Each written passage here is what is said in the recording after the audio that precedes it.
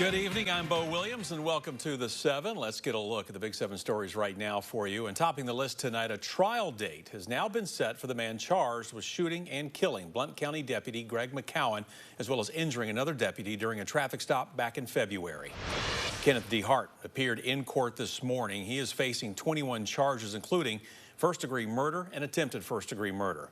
Now, we learned today that DeHart is pleading not guilty to all charges, and his trial date is set for April 13th, 2026. State prosecutors plan to seek the death penalty, and 6 News legal analyst Greg Isaacs explains why this case requires more time to prepare for trial. In a capital case, you're entitled to have 2 lawyers appointed as your representation.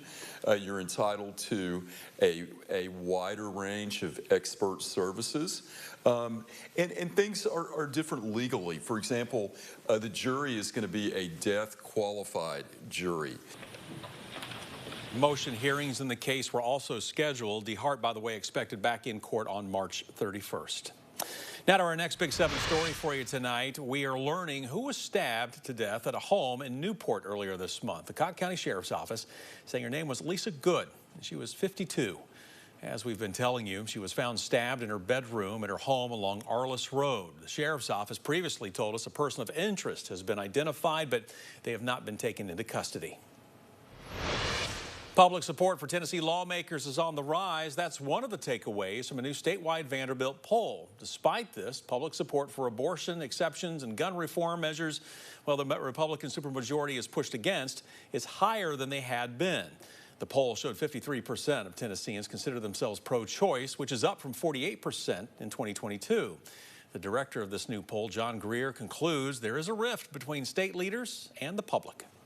There's a disconnect between the actions of our leaders and the preferences of the public. Points of contention has been gun reform. More than 70% of people who took the poll say they support some type of red flag law. This measure was also met with some pushback by the General Assembly after Governor Lee proposed it following the Covenant shooting. Now, some lawmakers say despite the results of the poll, there may be no changes made. The poll showed more than half of Tennesseans believe the state is on the right track. Those results vary depending, though, on gender. 60% of men believe the state is on track, while 54% of women say otherwise.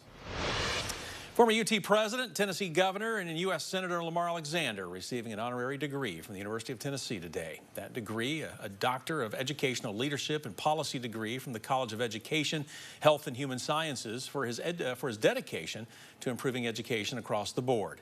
And we had the opportunity to speak with him today. Alexander talking about the importance of giving back, also reflecting on how far the university has come.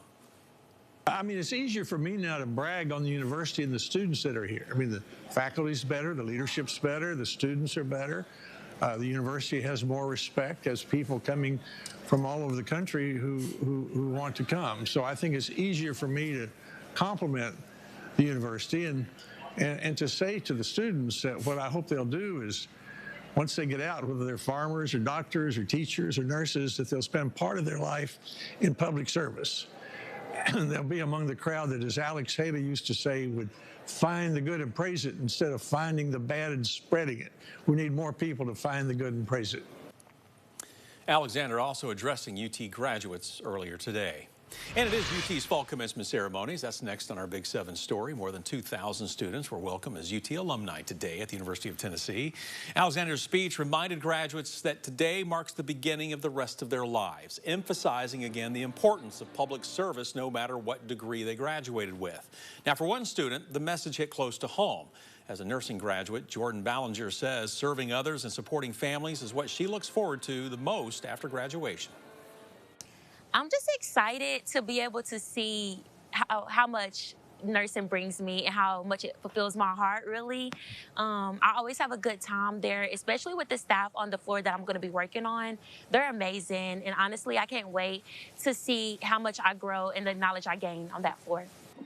Ballinger will be working at UT Medical Center as part of the Nursing School Scholars Program. She says she will be part of the oncology unit, which she pursued after losing her father to cancer while in middle school. And college graduation is not just happening here in Knoxville. This is a look at Tennessee Tech ceremonies today. A number of graduates walking across the stage there, beginning the next chapter of their lives. A big congrats going out to all of this semester's graduates.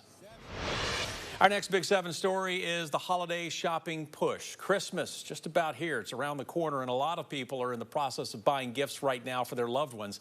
Today, there were plenty of shoppers at the Pinnacle Shopping Center searching for their last-minute gifts.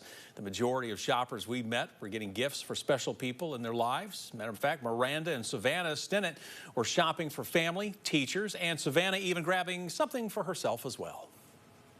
So far, we've shopped for Savannah's Nani, her grandma, and she also picked out a bath bomb from Buff City for herself. So that was the buy one for me, buy one for her. And we're going to go to World Market and shop for teachers next. Hey, you got to get something for yourself as well. I like it. Hey, if you prefer to do your shopping online, or maybe you're going to be shipping your items after you hit the malls and all the stores, here is something to keep in mind. If you're using U.S. Postal Service ground shipping, the deadline to send your package is December 18th. Stack the Sleigh winding down at Westtown Mall, but you still have time to drop off donations tonight. Now, this is an easy way that you can help make the lives of patients at East Tennessee Children's Hospital just a bit brighter. Lori and Matt join us once again live from Westtown. They've been out there all afternoon for us. So, guys, how's it going? Well, Matt took off because he has an early day tomorrow. We've got Austin Martin here, of course, from Anakeesta. That's who we're partnering with for Stack the Sleigh. Wow, what a day. I know, what a day. We stacked it, and then now we overflowed it. Yes, we did. Yes, we did. We've got a little under an hour to go.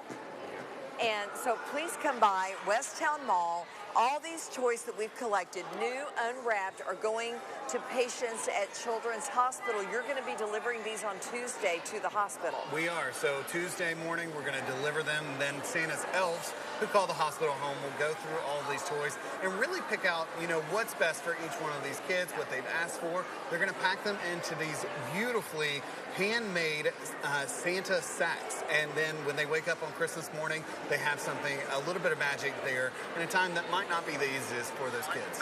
We're just so thrilled to partner with you to do this. It means so much, and we've heard from so many of you coming by, dropping off things for kids of all ages. Absolutely. From babies to teens. What do you have there? So we have the Teenage Mutant Ninja Turtles, a little taste of the old school with the new school Bluey here. Oh. And we've really seen, so many, just a range of age gifts, here. We have a stack of books over there. For teens? Exactly. Yeah. And just really, giving back to all ages there. I've got Barbie, Pet Clinic, and also Hot Wheels. So all kinds of things here. And we've heard from so many of you who have said, you know what, my child was at Children's Hospital over the past year and I wanted to give back.